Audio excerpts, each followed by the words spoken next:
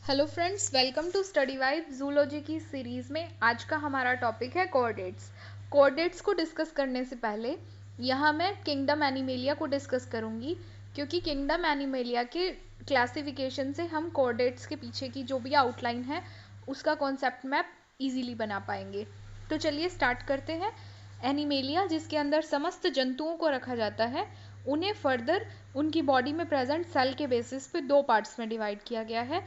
First है protozoa, जिनकी body में एक ही सेल पाई जाती है। सेकंड है मेटाजोआ, जिसमें हम मल्टी सेलुलर एनिमल्स को रखते हैं।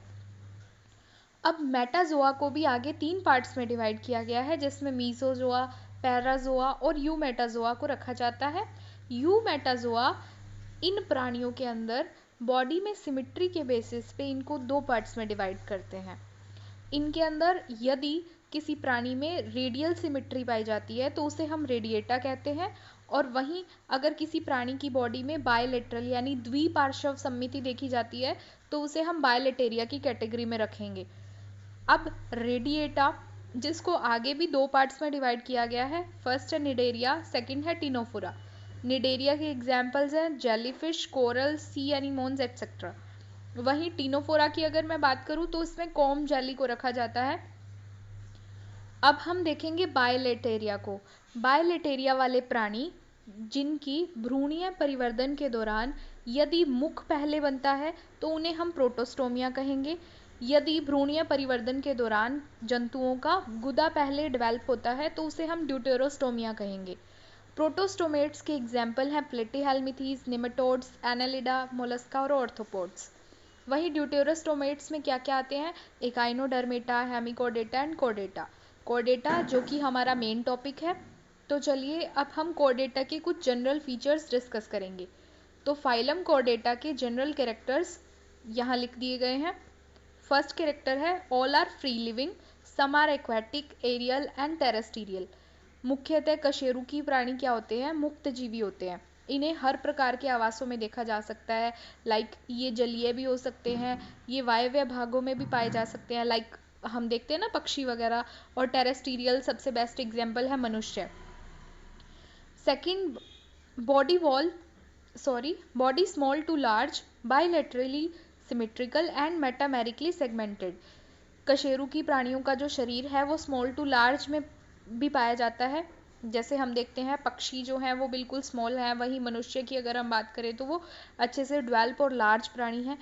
इनकी बॉडी में मुख्यतः द्विपार्श्व सममिति पाई जाती है और इनकी बॉडी जो है मेटामेरिकली सेगमेंटेड होती है।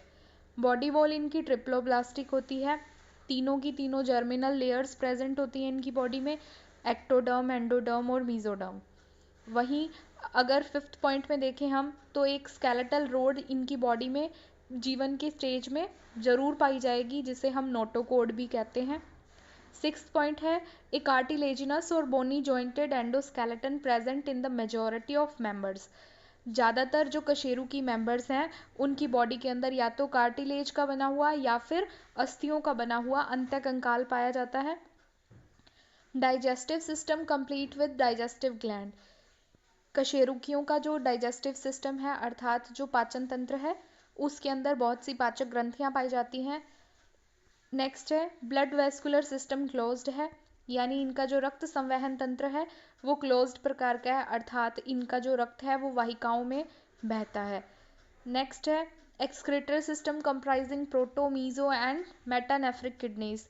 इनकी बॉडी के अंदर जो एक्सक्रीटरी सिस्टम है उसके अंदर प्रोटो, मीजो और मेटानेफ्रिक हर तरह की किडनीज देखी जा सकती है अलग अलग एग्जाम्पल्स में।